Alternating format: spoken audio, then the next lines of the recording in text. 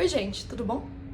A minha indicação de Giro da Jana desta semana é a gente se inteirar da luta antirracista, seja no Brasil, seja no mundo, uma discussão que tem sido provocada, sem dúvida, pelas diversas manifestações do movimento Black Lives Matter, que se intensificou ao longo das últimas semanas devido à morte do homem negro norte-americano George Floyd. E aí eu gostaria de fazer o meu papel. Eu sou uma educadora, eu trabalho majoritariamente com jovens e eu gostaria de demonstrar a minha opinião, expor a minha opinião sobre a educação antirracista. Então, o que eu acho da luta antirracista dentro da educação brasileira, que é o meu lugar de fala?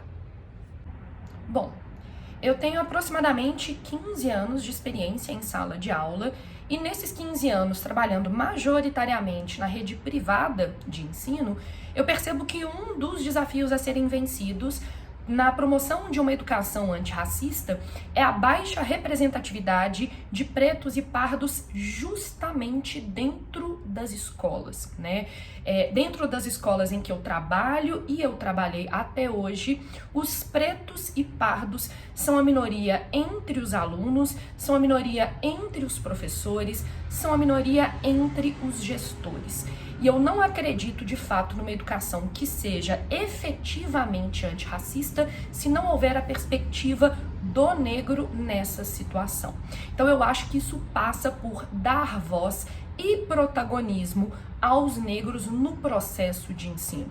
Então eu acho muito importante a criação e a ampliação das medidas afirmativas. Por exemplo, eu tenho um curso particular, privado, de redação.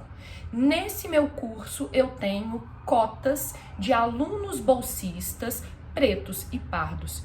E não é uma questão simplesmente de altruísmo. Para eu promover uma discussão qualificada, adequada sobre o racismo, eu preciso da experiência das pessoas negras de verdade. E um outro desafio que eu acho que precisa ser vencido na promoção de uma educação antirracista é a mudança do currículo brasileiro. Em teoria, as escolas brasileiras deveriam ensinar história e cultura afro-brasileira e indígena, e essa legislação não é adequadamente cumprida. Seja por falta de capacitação dos professores, e a culpa não é dos professores, é das faculdades da área de educação. Os docentes brasileiros não são preparados durante suas graduações para trabalhar a cultura e a história afrodescendente e indígena. A gente tem um outro problema, que é a ausência de materiais didáticos sendo distribuídos, seja na rede privada, seja na rede pública. E por último, a gente trabalha muito pouco com autores e autoras negros. A gente precisa de uma representatividade, não apenas na sala de aula, nos alunos, na sala de aula entre os professores, fora, no caso dos gestores, mas a gente precisa de mais livros que tratem da realidade negra ao longo da história brasileira e a gente precisa mais escutar os autores negros brasileiros e eventualmente também os estrangeiros. Então eu acho que a grande palavra para a educação antirracista no Brasil é representatividade. Representatividade dentro e fora da sala de aula, nos livros, nos materiais e até mesmo na elaboração dos currículos.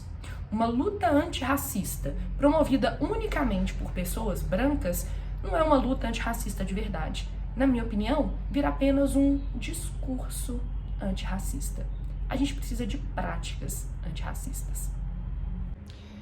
Junto com este vídeo, há uma indicação de uma série de documentários e de filmes sobre racismo, antirracismo e educação, e eu destacaria o documentário norte-americano Olhos Azuis, que conta a história de uma professora infantil, a Jane Elliott, que ali nos anos 60, no auge da discussão dos movimentos civis norte-americanos pela igualdade dos negros, promoveu uma série de experimentos em que se colocavam crianças brancas para passarem por algumas das vivências por que passavam crianças e adultos negros à época.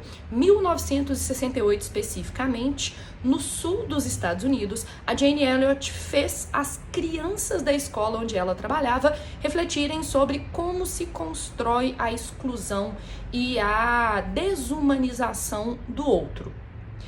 Eu acho muito interessante que anos e anos e anos e anos depois ela repetiu esse experimento com adultos. E os adultos brancos que passaram por esse experimento anos e anos e anos depois, em teoria, depois de já ter sido suspenso a situação de exclusão institucionalizada dos negros norte-americanos, o problema persistiu e persiste até hoje, até 2020. Então, de todos os filmes e documentários que eu estou indicando, eu destacaria Olhos Azuis, para mostrar que em 1968 a gente precisava de uma educação antirracista, em 1998 a gente precisava de uma educação antirracista, em 2020 a gente ainda precisa de uma educação antirracista. E tem uma discussão muito legal no documentário, a gente pode pensar nisso também, qual pode ser o papel do branco na desconstrução do racismo institucionalizado. No caso do Olhos Azuis, institucionalizado nas escolas. Um beijo, espero que vocês gostem das minhas indicações.